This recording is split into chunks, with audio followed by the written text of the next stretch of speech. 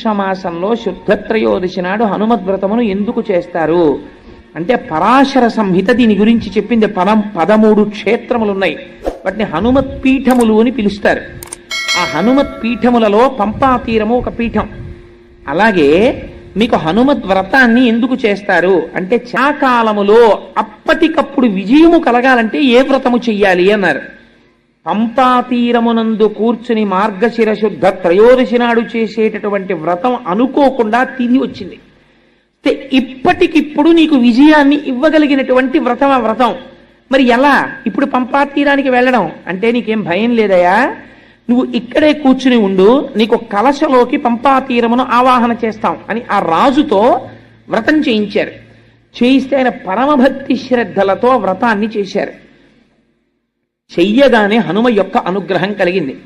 హనుమ యొక్క అనుగ్రహం కలిగి విజయాన్ని పొందినటువంటి వాళ్ళల్లో ద్రౌపదీదేవి కూడా ఉన్నది. ద్రౌపదీదేవి కూడా హనుమ యొక్క ఆరాధన చేసినది. చేసి తన భర్తల యొక్క విజయాన్ని పొందగలిగింది.